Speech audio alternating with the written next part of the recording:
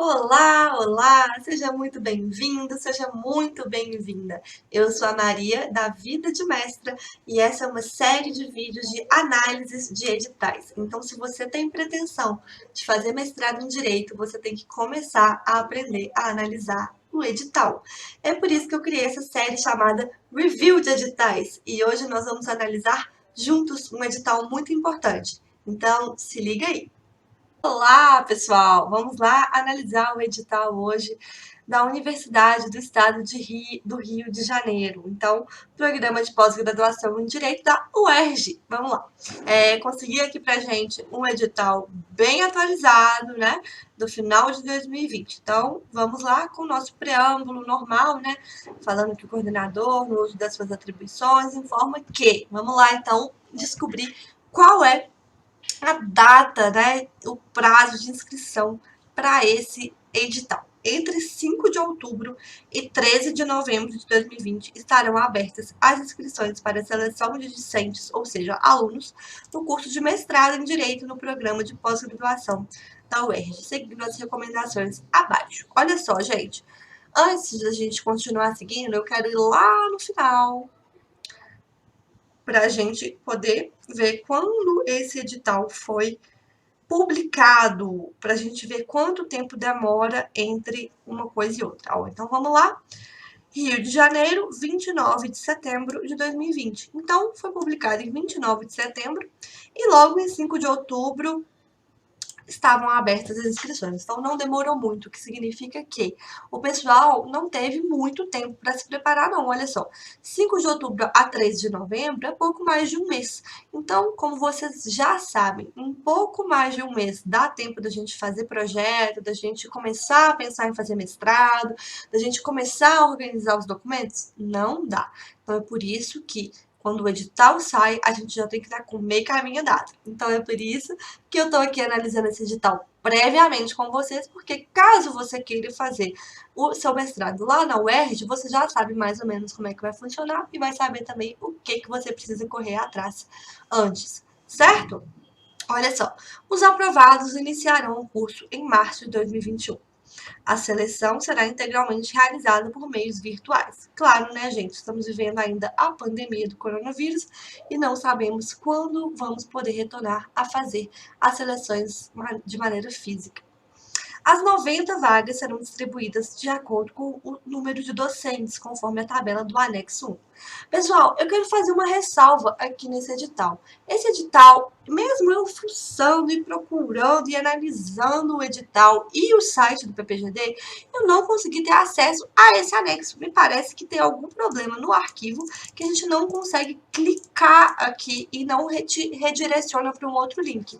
Acredito que seja um problema e como o edital já foi fechado, eles não se preocuparam mais em consertar isso, né? Porque já passou o prazo.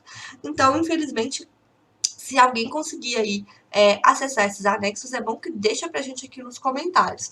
Eu mesma não consegui, mas isso não vai prejudicar a nossa análise desse edital, não. Tá joia? Bom, então nós sabemos que são 90 vagas. Muita coisa, né? Aqui nós estamos falando do sistema de cotas, a gente não vai gastar muito tempo analisando aqui o sistema de cotas, tá? Porque vamos seguir como se a gente estivesse precisando entrar de acordo com a ampla concorrência mesmo.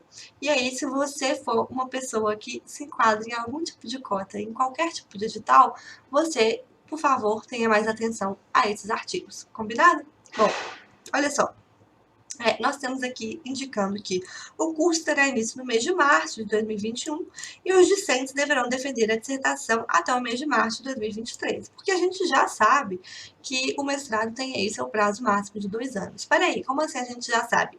Minha gente, eu já falei um monte de vezes, né? Já falei um monte de informação útil para você sobre a carreira do mestrado, sobre o ingresso, sobre a academia.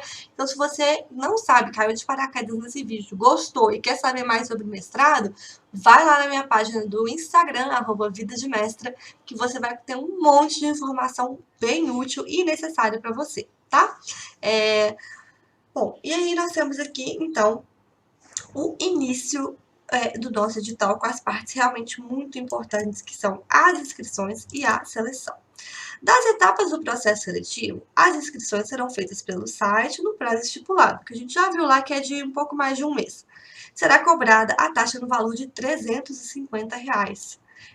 No site estão as instruções para o pagamento da taxa. Então, vai ser uma emissão de algum boleto, alguma guia, algo do tipo, e aí você tem que pagar essa taxa para realizar a sua inscrição, tá bom?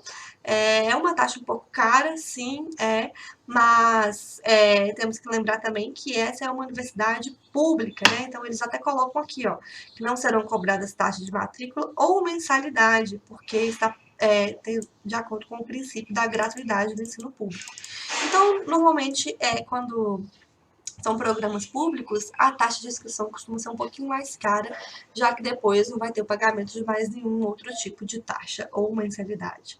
E aí, olha só, a gente tem aqui um tópico importantíssimo, que é: no ato da inscrição, o candidato deverá anexar os seguintes documentos. A. Projeto de dissertação, conforme instruções no presente edital. Gente, então olha só, essa é uma seleção que você tem que apresentar um anteprojeto, ou seja, o projeto do que você quer pesquisar lá no seu mestrado, quando você for aprovado. Então, você tem que fazer um projeto de acordo com as instruções que a gente vai chegar lá, e dá tempo da gente fazer um anteprojeto somente no tempo de abertura do edital? Não dá. Não dá tempo. É por isso que a gente precisa, lá, quando o edital for aberto, que a gente já viu aí, que é no início de outubro, antes do mês de outubro, a gente já vai ter que ter esse nosso projeto pronto. Então, se você quer fazer a seleção da UERJ, você já pode dar uma olhada de como que é que eles gostam do projeto, o que é importante, o que é requisito obrigatório, para já começar a fazer o seu projeto meses antes da abertura do edital. Para quando o edital for aberto, você só fazer algumas lapidadas no seu projeto, né, de acordo com as especificidades, mas o grosso mesmo já vai estar tudo pronto. Isso é essencial, tá bom? O que mais que a gente precisa na inscrição? O currículo Lattes atualizado. Então, se você ainda não tem currículo Lattes, terminando esse vídeo, vá agora, né, para poder cadastrar na plataforma Lattes. Uma cópia frente e verso de diploma da graduação ou ata de defesa ou declaração de colação de grau. Isso aqui são as opções possíveis para os candidatos que querem emendar, né, da graduação e já vão fazer um mestrado. Então, eles ainda não colaram grau, mas eles já têm que comprovar que tem aí uma previsibilidade de formatura. Cópia do histórico escolar, cópia da carteira de identidade, CPF. Aqui nós temos algumas outras questões de documento do exterior, etc, etc. E olha só, importante demais. Sob pena de eliminação sumária, ou seja, de eliminação já, não vai nem fazer prova, não vai fazer nada, eliminação sumária. O projeto de dissertação não deverá ser identificado e deverá ter até 25 páginas digitadas de acordo com essas formatações aqui que eles colocam. Então, importante demais, não deverá ser identificado, não pode ter seu nome, não pode ter menção a você mesmo, não pode ter nenhuma forma de mostrar que eles podem te identificar, por exemplo, de acordo com a disciplina isolada feita na modalidade do professor tal. Dá para identificar os alunos que fizeram, não dá? Então, não é para colocar esse tipo de coisa. Então, nome, identificação no arquivo do Word, esse tipo de frase. Não pode colocar também, se você já publicou alguma coisa e colocar lá, de acordo com o texto escrito por este autor, não é para colocar isso sob pena de eliminação sumária, tá? O seu projeto não pode ser identificado. Então, nós temos que pensar nisso. E aí temos aqui um máximo de 25 páginas com nome do orientador e da linha de pesquisa na qual o discente deseja concorrer. Se você não sabe a importância da linha de pesquisa, você não vai conseguir fazer um projeto adequado àquela linha. Do que adianta você ter um projeto super legal que fala sobre terceirização do trabalho e etc, etc, super fundamentado, com bastante marco teórico interessante, bem atualizado, bem escrito, se você está indo para uma linha de pesquisa que acha que a terceirização é uma forma de precarizar o trabalho, você não vai conseguir adequar o seu projeto àquela linha de pesquisa, o que mostra que você tem que ou procurar outro PPGD ou fazer outro projeto que se adeque ao que aquele projeto, aqueles orientadores, aquela linha de pesquisa está estudando, certo? Então, o que mais que tem que ter no projeto?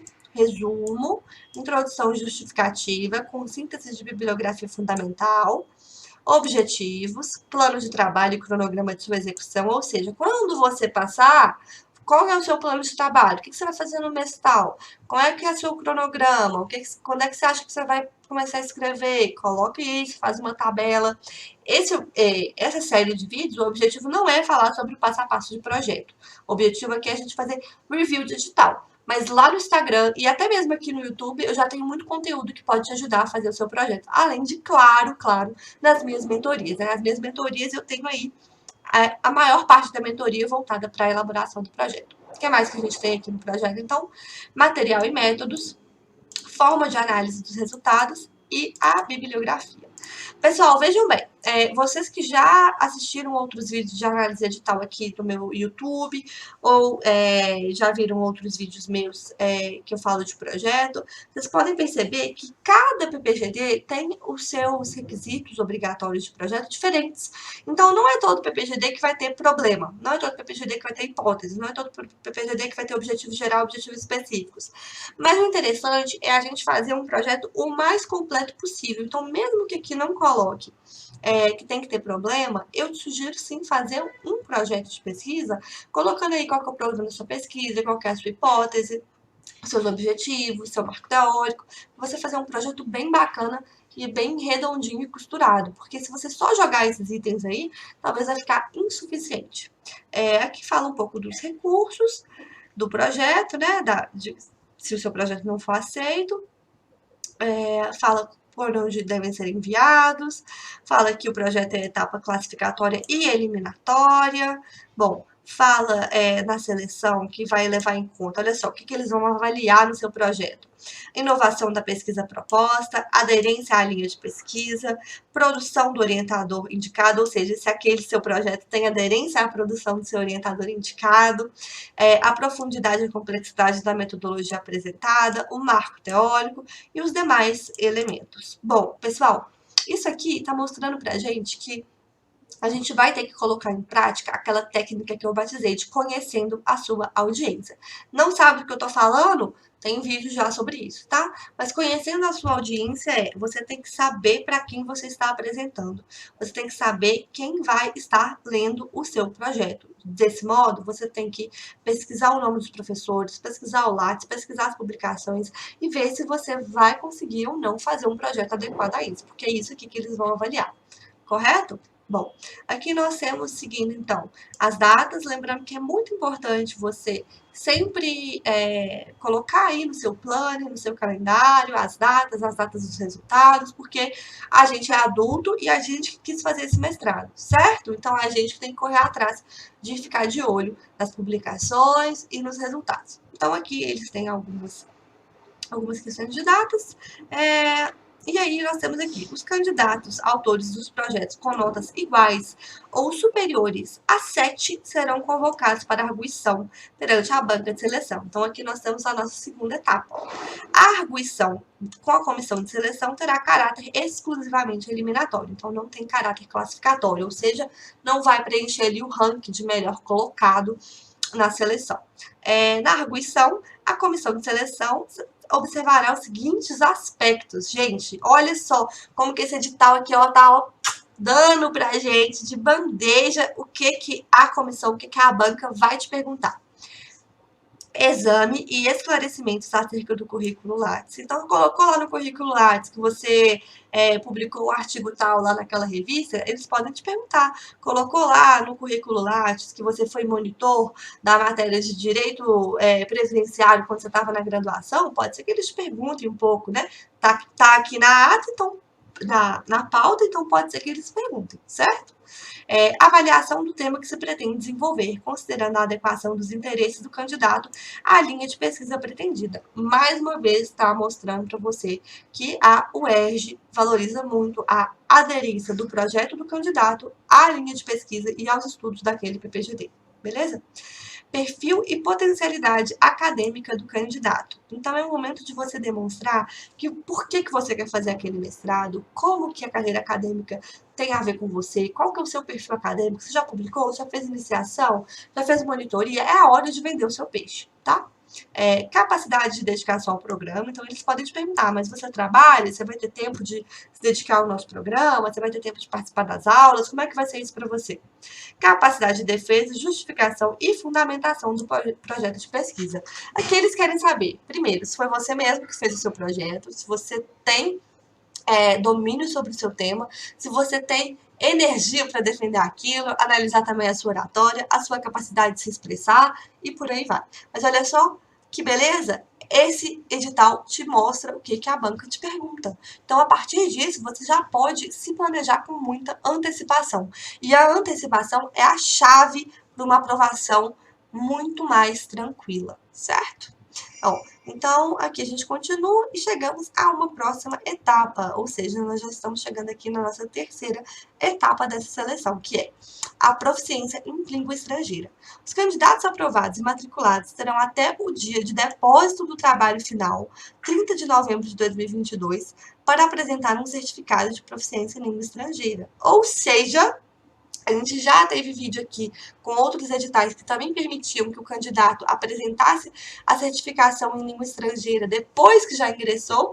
Esse aqui da UERJ mostra que eles também fazem assim. Então, depois que o candidato entra, que ele foi aprovado no mestrado, que ele já está lá fazendo, ele tem um prazo para apresentar o seu certificado.